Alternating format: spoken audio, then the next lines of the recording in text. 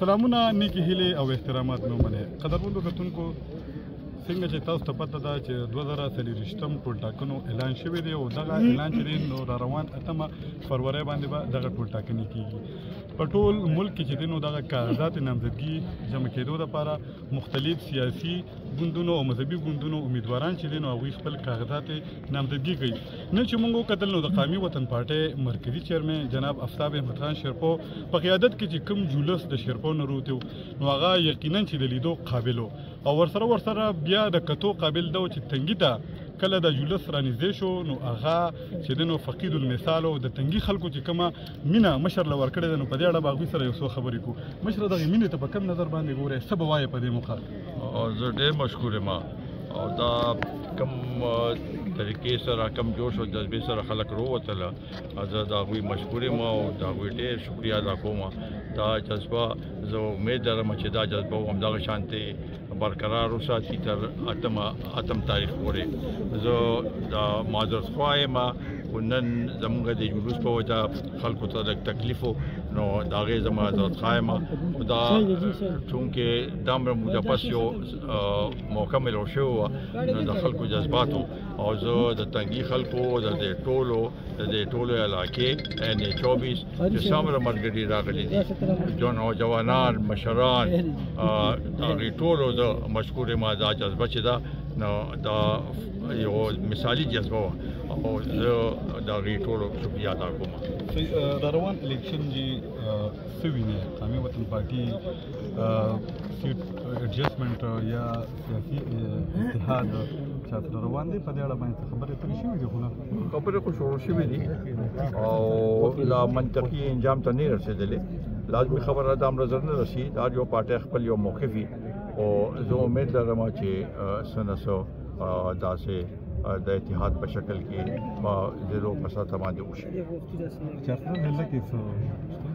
نو زه داسې اوس کوي نشم ویلی خو کوشش دی، د نورو پارټو هم خواهش دی، زموږ هم خواهش دی.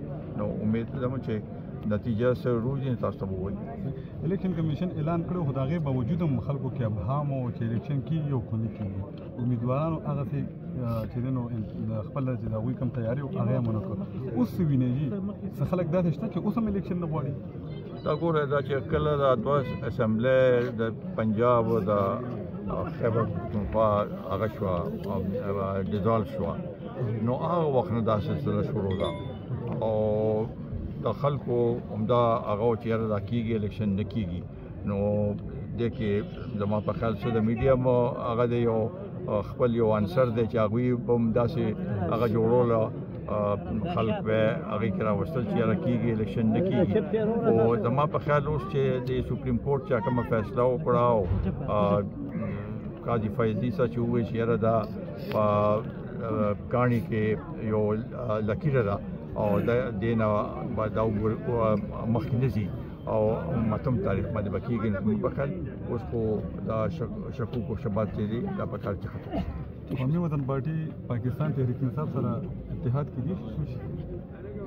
یاره په دې زموږ پارټۍ داسې سوچ نه دی کړی خو په دې ملک کې چې کومې سیاسي پارټۍ او هغوی سیاسي سوچ لري او د ملک د فلاح و بهبود دپاره د ملک د خوشحالۍ دپاره کار کوي نو موږ غواړو چې هغوی ټول سره په باره کې څه چا باندې قدغن نه لګوو.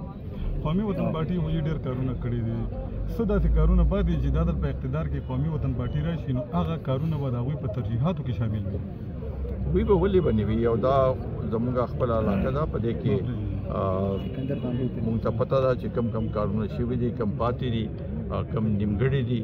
نو د دې باندې به سوچ کوو او په هغې دپاره به هلې ځلې کوو او د ټولو د ملګرو مشورې سره د عوامو مشورې سره او چې د هغوی راسره دواګانې وي انشاءالله تعالی دا کارونه موږ اخري پوښتنه د N24 او د خلق پیکه 62 عوامو ته څه پیغام ورکوئ د راتلونکي ټولټاکنو حواله سره؟